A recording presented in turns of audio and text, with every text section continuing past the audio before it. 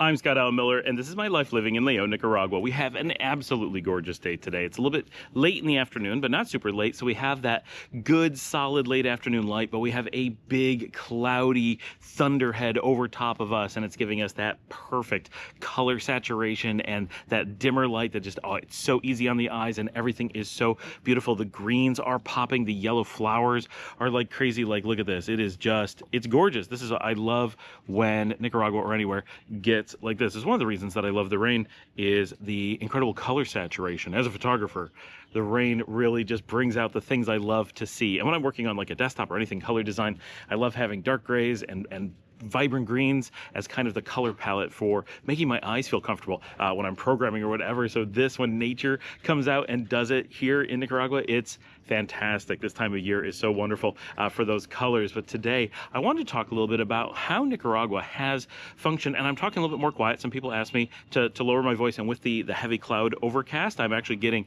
a quieter ambient environment, so I'm able to be a little bit more quiet, I hope, for you guys. So I'm trying to tone it down a little bit. I heard the ASMR is worth it for some people, and I want to talk about how living in Nicaragua has really opened my eyes to visibly seeing poverty in more situations and seeing it differently. And I think I have an interesting take on this that's a little bit different, and having been here for a while, I've had some time to build some perspective. So we're going to talk about that right after the bump.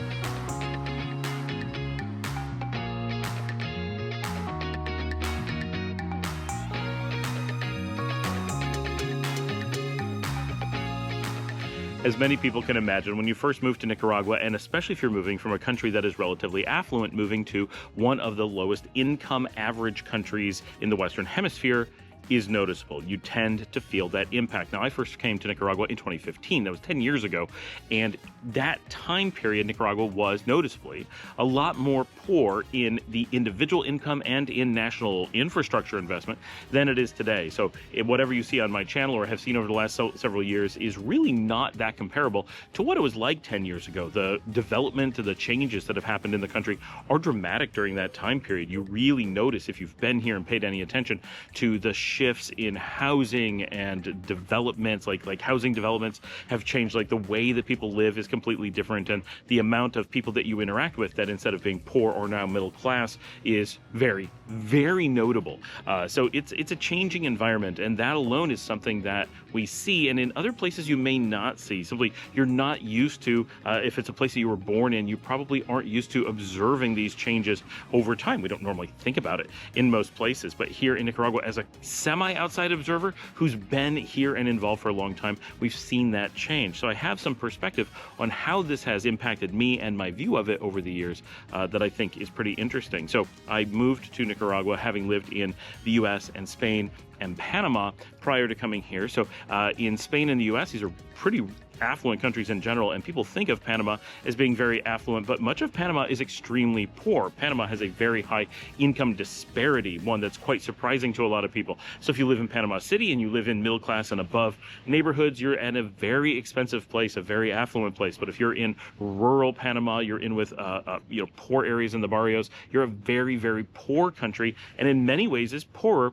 than Nicaragua from our experience, right? So we were used to some degree having seen and experienced a lot of that extreme Latin American poverty from the region, having lived in Panama. So coming to Nicaragua wasn't the shock that it might be for some other people. We had that little bit of buffer before seeing it for the first time in person, especially in a place that we were going to be living. But 10 years ago, it was much more dramatic than it is now. But importantly, it was also very different for me, because even though I'd seen it in Panama, there's a lot of what things look like in the tropics, what they look like in Latin America, what they look like in Nicaragua, that's simply different than other experiences that we've had. So one thing that has changed, yes, Nicaragua has become much more affluent during the 10 years we've been here, but also our ability to actually see when things are very poor or when they just don't look like what we're used to has also changed. In many cases, for example, in the United States, if you were going to make a small bakery small town bakery, you're not going to, or if you're going to be doing this in France, for example, you'd probably have a small house or something that's very ornate, to be very cute, it would be a beautiful part of the neighborhood,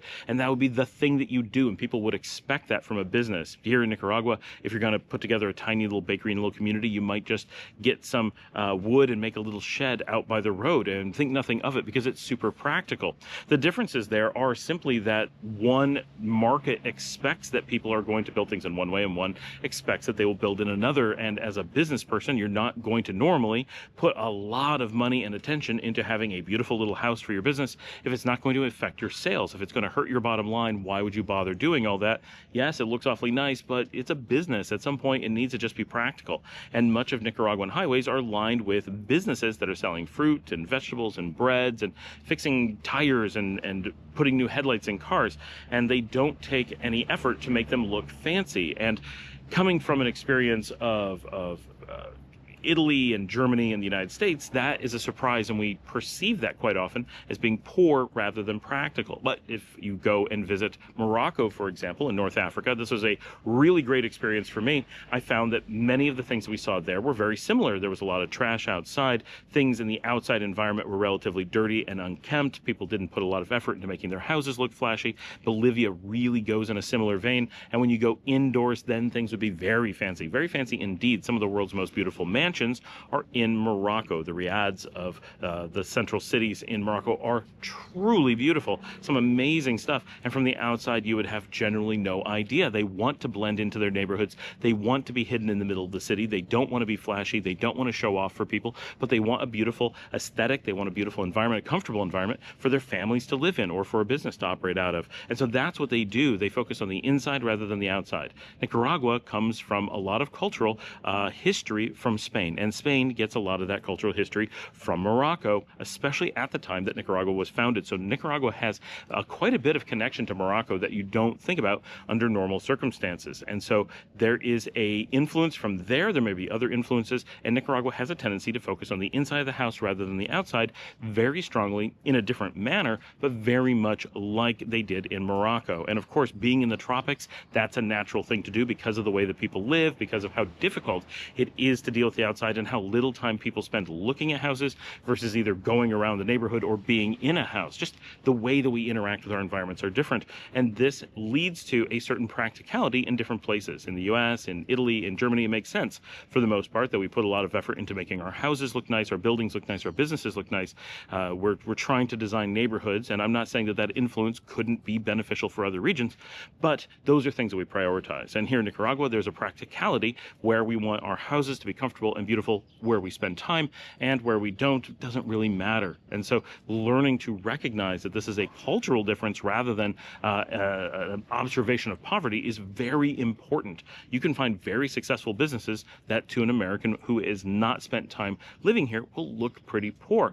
So that's the first thing, is that one, yes, okay, two things. Yes, Nicaragua did become much more affluent over the time that we've lived here. So if you were to come with me in a time machine and see it when I first got here, you would be, okay, so this is a baseline, this is pretty poor, and then see it today and you'd be like, wow, this is almost a different place.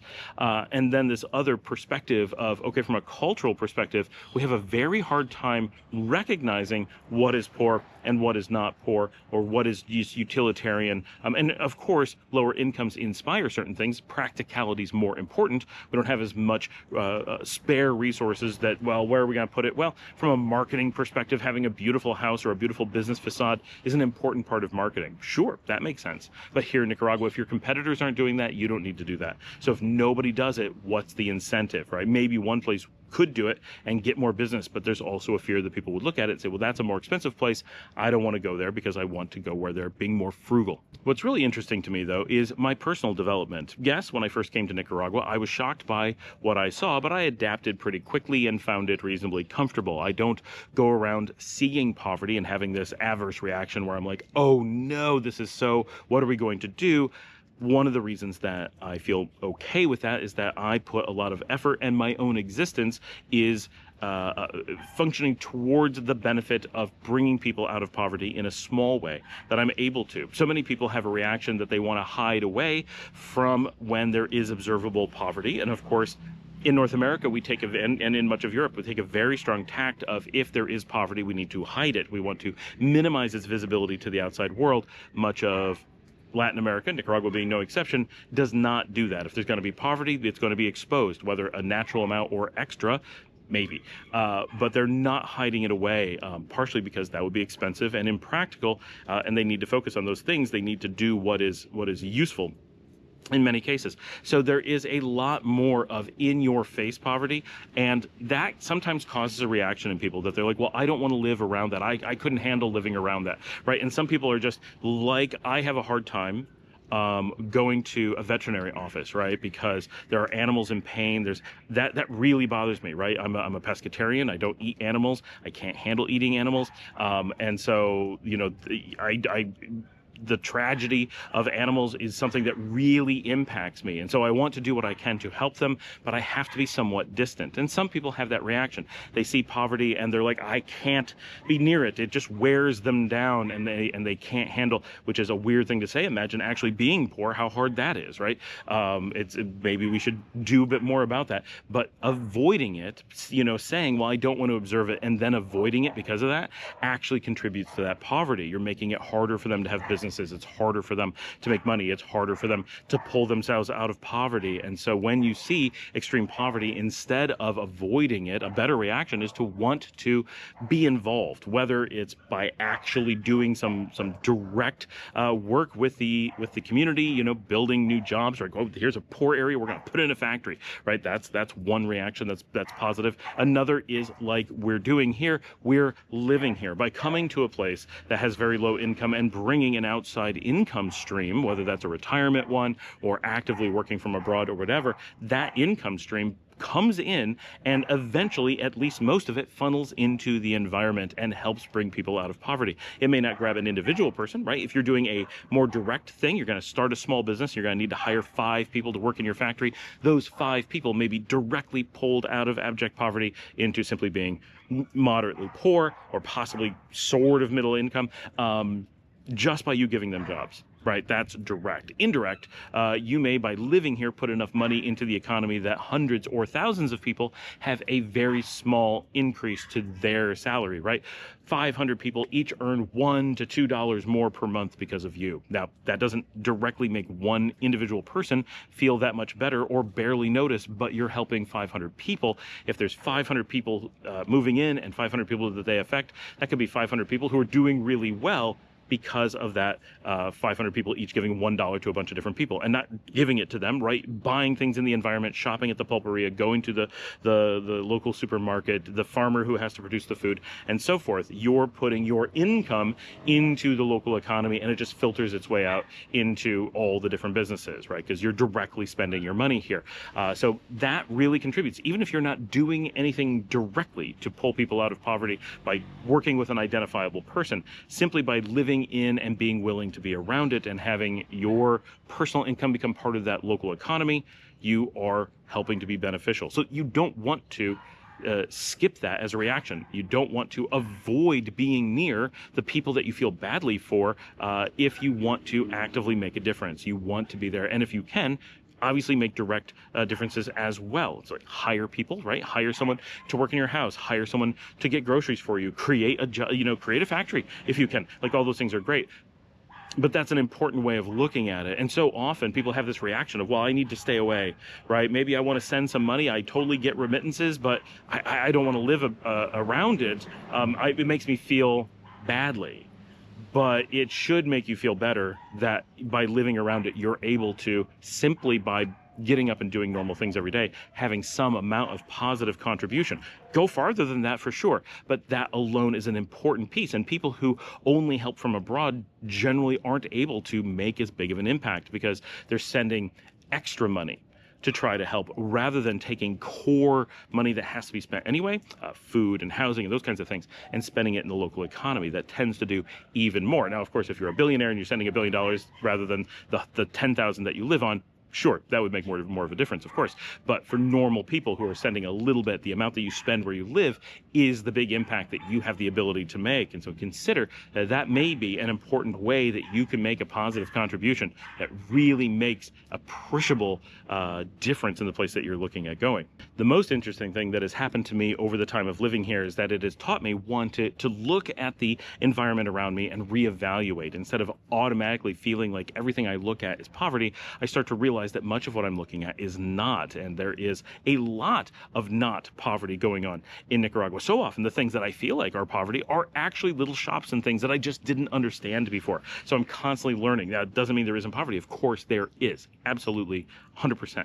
But it's not at all what it originally seemed like. And the longer I live here, the more I see a house and feel, wow, that's just a beautiful house. I bet the inside's amazing. I bet this is a great place to live. What a great yard they have. And when I first arrived, it's like, well, you can't picture, right? You have no context for things. And so often, knowing that it's a poor country is knowing that it's a hot country, right? When it's super hot, we automatically think of things as being less affluent. That seems weird, but that's a real thing, right? We automatically picture warmer environments, especially the tropics, as being more poor. In many cases, they are more poor. There is an association, but there is an observational component where things under bright lights that are very, very hot all the time, tropical plants and so forth, actually look less affluent simply because of the nature of it. Pun not intended. And so you have to be also aware that simply by, if you were to take New York City and move it to the equator at sea level instantly from the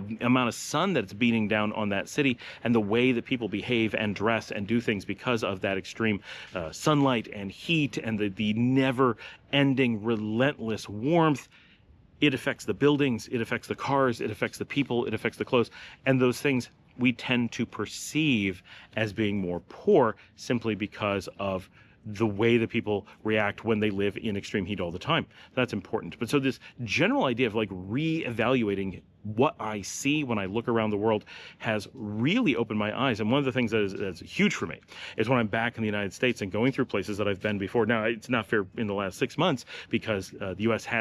is starting to experience extreme poverty on a scale that, mimics Nicaragua, right? Just driving around, you're like, whoa, and multiple people have said this, you really, really notice in the way that it was when I first came to Nicaragua in 2015. We're getting hit with that when we go to the U.S. now, wow, this is not going well visibly, right? But if we go back farther to when that wasn't the case, right? Driving around the United States, I've learned that I now look at similar situations. If I see a strip mall in Nicaragua, I'll look at it and I'll feel like, oh, that's worth about this much money. This is, the type of business that's in there. This is a little family that's struggling, but this is, what they're doing. I understand it a bit because I'm so involved with the businesses and markets and things here. But when I then go to the United States, now I look at similar things and I'm like, wow, I'm so used to looking at the McDonald's on the corner and focusing on that, which big money and everything.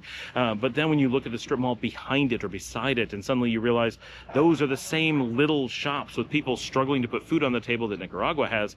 And yes, they make more money, but their rents are higher, their risks are higher. There's, the market's bigger, so it's a little bit easier, but there's a lot of things they don't have. And so many of the things when I'm driving around Managua, for example, the actual rate of nice restaurants and things to do, considering that the city isn't that large and that it services a relatively small market, and you compare it to similar places in the United States, and suddenly they're definitely different, but they're not necessarily noticeably different in affluence. The United States is not looking that much wealthier than Nicaragua. There's still these big generality differences. There's waterways in Managua where they're still throwing trash a lot. There's still a lot of zinc siding, partially because of the heat in the tropics again. There's a lot of things that are not air conditioned because the electricity is expensive. So yes, there are very visible things that are different in negative ways, but there's also a lot of businesses and restaurants and malls and shopping and things that if I was in Texas, where I often am, and I go around,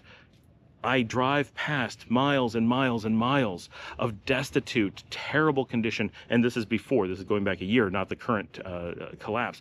But there'd be all these strip malls of just tiny businesses that make almost no money, that are terrible, that are ugly. The parking lots are ugly, everything. And then you start to go, wait, I'm conditioned in the United States to ignore these pieces. I look at this nice restaurant and I look at this nice shopping and I ignore the 3 miles that I'm driving in between that are full of things that are are not attractive at all, and often those neighborhoods aren't so nice, but I'm on a highway and I zip past them. And in Nicaragua, when I'm going, here's a nice strip mall, and then here's a nice shopping center, nice restaurant, and this area in between isn't so nice, now I have a much better ability to combine that with what I see in the United States and say, oh, these are more alike than they are different.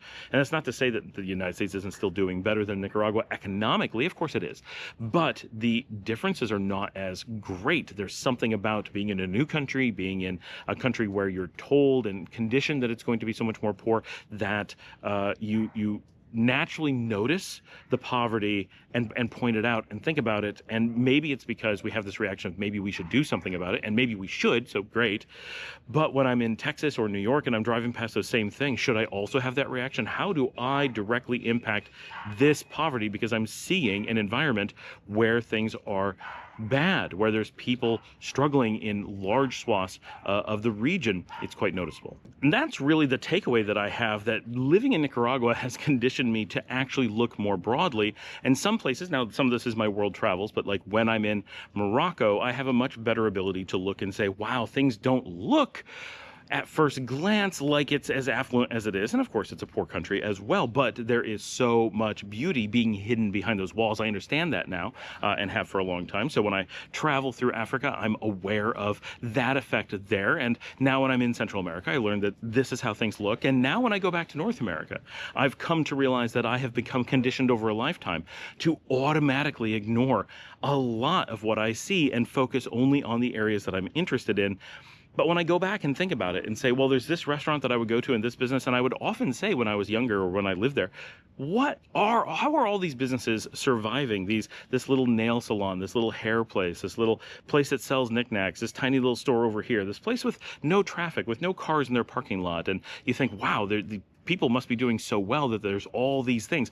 And the reality is that most of those are people who are barely scrimping by. They can't find work, or they really love what they do. And so they have this little tiny business that's barely holding on. And if you do well, right, and they all have the hope that they'll do well, but many of them, like, they sell a little quilting shop and they're just hoping a few of the people from the neighborhood will come in and buy just enough that they'll be profitable and help put food on their family table or whatever. And in some cases, it's someone who's retired and just doing it for fun as a hobby. But in many cases, it's someone trying to supplement their income and they're working very hard to make very little because they're not sure what to do. And, we see the same thing here. We see the little pulperias. They're not bringing in big money. They're hoping to make $100 this month, right? And just like that little shop in the U.S., they're hoping to bring in $1,000, $2,000, but they're putting in all the rent and the inventory and the effort and just to bring home that small amount of money that isn't enough to cover rent, that isn't enough to put food on the table on its own.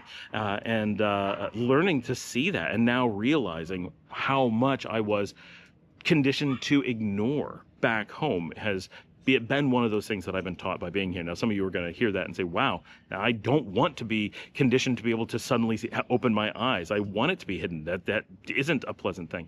And certainly that is true. But I think it's seeing the world in a more realistic way. I think it's a good thing, one, to actually see and understand, because it's powerful, right? The U.S. depends on people through Hollywood, right? Every movie shows only the nice places, only the expensive places. And it makes it feel like everything in the U.S. is affluent, which is anything but the case. And we're conditioned so much to that it lends itself to a propaganda message of, well, there's just so much money and everything's so easy. And then it also becomes that everywhere else is so poor and everything else is so hard, and that is not true. And having your eyes open gives you the power to really understand, yes, the U.S. has its problems, but other places have all these things solved that we didn't realize. We thought it was so bad, and it's not in most cases. But then also by having our eyes open and seeing where it is and where it actually is and where we can make a difference, instead of burying our heads in the sand, we are given the knowledge that allows us to take action where whether our direct actions or simply our lifestyles and our locations can be positive impacts to our community and our world and help make everything a little bit better in the ways that we are empowered to do so. Anyway, thanks for joining me, everybody. Like and subscribe, and if you'd like to help support the channel, you can buy me a coffee at buymeacoffee.com/ScottAllenMiller. I have the links on the screen. Everything's down in the show notes. Of course, you can go support our friends here in Nicaragua who do need need medical care or support for their families during medical care, for people who are out of work and such. We have 2 GoFundMes that we're helping sponsor some girls here, so go check that out. Really appreciate everyone who helps with that and everyone who buys me a coffee helps make this channel possible. And of course, send in your questions. Scroll down. There's some instructions on how you can take a video of yourself. Take a phone and just record yourself and send in a video. All the information's down there. My email's in there, social media, links to my other channels, and of course, watch another episode. Share this on social media. I will see all of you tomorrow.